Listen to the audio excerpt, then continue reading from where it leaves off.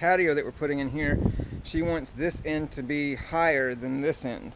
So this end has to meet the elevation of the current patio that's already here, and this is the old patio that she pulled up. So she wants these bricks pulled around here, and what we're going to be doing is pitching it so that the higher elevation is right here, and then I'm basically going to have to contour the bricks so that they move out into this direction into more of a level surface, or I might just transition it to where this has a diagonal to it like she's asking for, and then we can actually make this to where it just kind of goes on into a flat surface, and maybe the back edge will be a little higher on this side.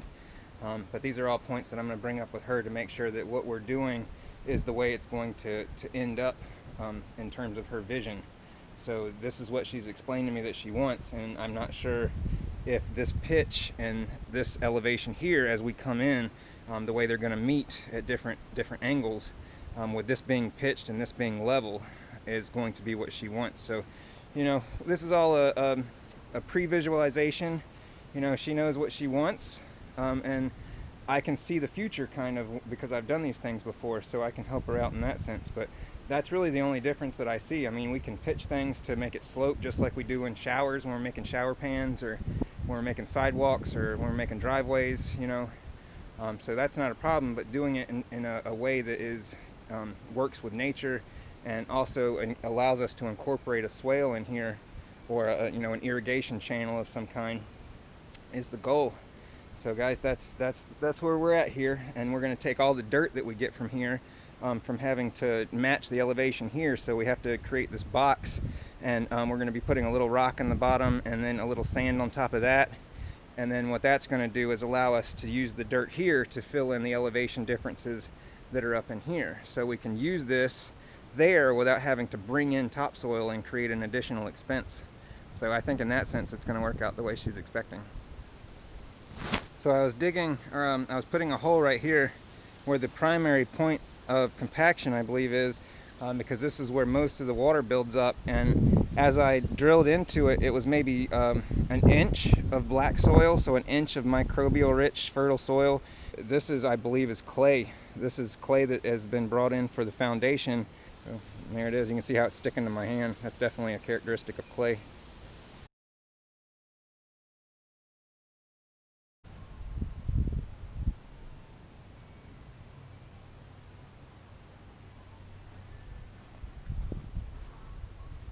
Alright guys, this is how we're leaving it today.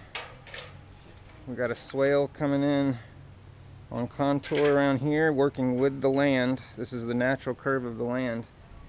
So as water comes in this way, hopefully this is filled enough to where it's going to just have water come across the top of it down into this area, for whatever doesn't drain in right away if we get a hard rain. And then whatever ends up getting into this area is going to be collected in the swale and come around.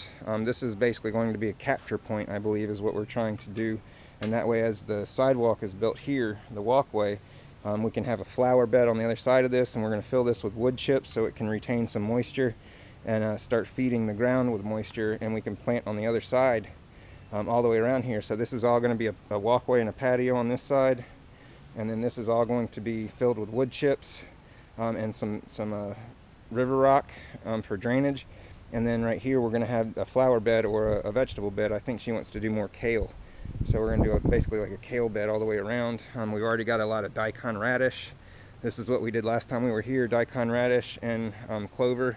And we planted some figs and some blueberries over here, and everything's looking good. It's all got really, really nice green, lush foliage. So very good, guys. And I'm going to bring you right over here so you can see the contour of the ground from a higher perspective. I think you can probably see it a little bit better here, but as you look down, see it kind of slopes, so you can kind of see how it kind of winds. And I think this is going to work out really well, guys. And it just took a day. It wasn't like a whole week of work. So this is something that we can do quick, and we can solve a lot of problems for people. That's our whole goal.